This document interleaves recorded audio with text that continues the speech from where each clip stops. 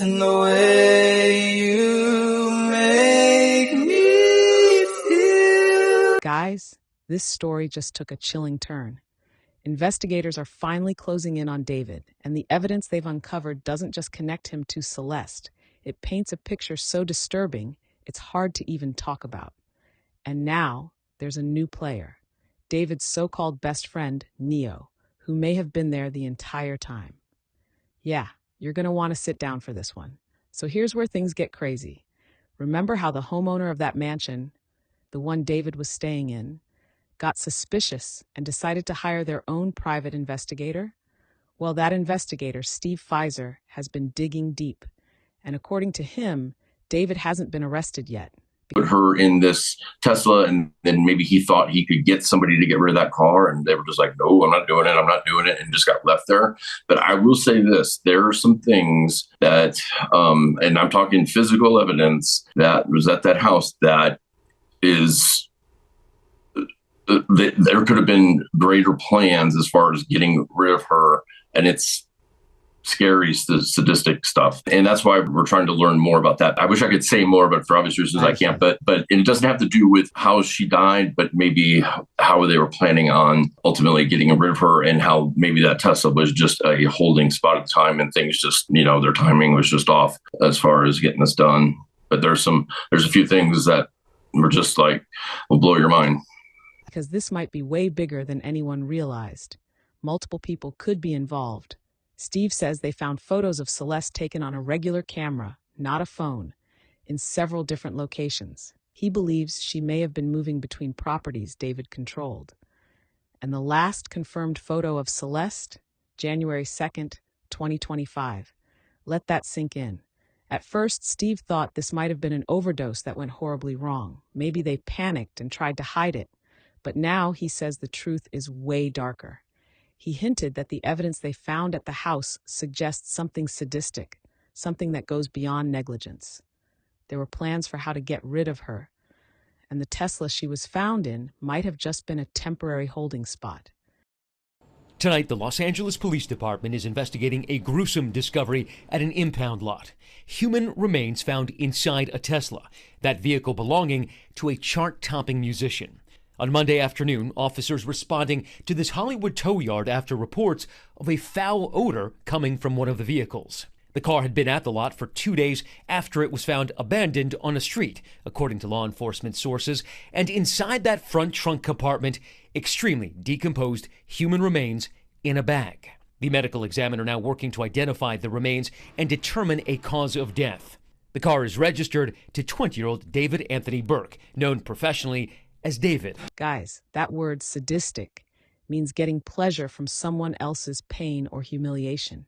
That's not an accident. That's pure evil. Steve says he's now obtained surveillance footage showing David's Tesla being moved on July 29th, right before David went on tour. That investigator's name is Steve Fiser, and he joins me now live. Steve, welcome back to the program.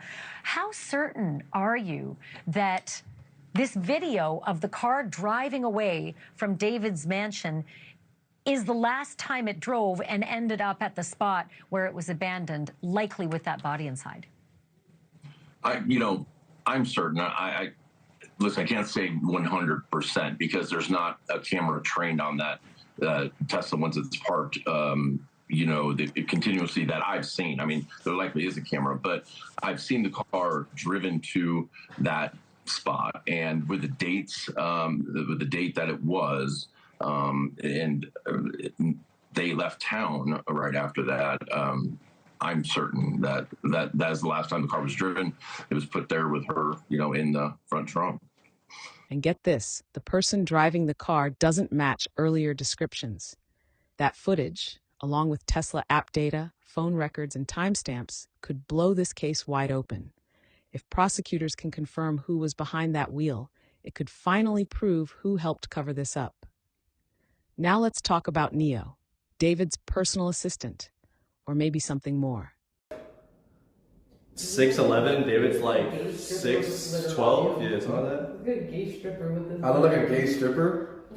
Should I David Householder? We're good. Should I get naked right now? 6'7", yeah, I'm like 6'7". How Show you that Evox, Neo? Sorry. What? No, she said I look like a gay stripper, so I had to. I'm not being clipped. I'm being clipped. No, don't clip that. And I'm not being here. No, don't. If you could clip that, crop me out. Crop me out. Whoa! There are so many photos and videos of these two together, and Neo was always around during the time everything went down. He's since unfollowed David and wiped his Instagram, but come on. It's a little late for that. Timeline check. July 29th, Tesla is moved. July 30th, David performs in San Francisco. August 1st and 2nd, more shows. August 8th, Neo disappears for a bit. August 10th, he's spotted back in LA. Neo might have been the one to move the Tesla. That's what people are whispering online. And considering he was with David constantly before the tour, it's not far-fetched. But when he finally responded online, his statement made things worse. He basically said, "People on the internet will make up anything out of nothing." Nothing? A young woman is gone. That's not nothing. That's chilling. And if that wasn't enough, David's first show after all this, he wore a Hello Kitty sweatshirt with the words Divine Celestial. That's almost Celeste's name. Some fans think that was intentional, maybe symbolic, maybe even taunting. So where's David today? Nobody really knows. His management is silent, his friends have vanished, and only his lawyer seems to have any contact with him. He's still a free man, for now.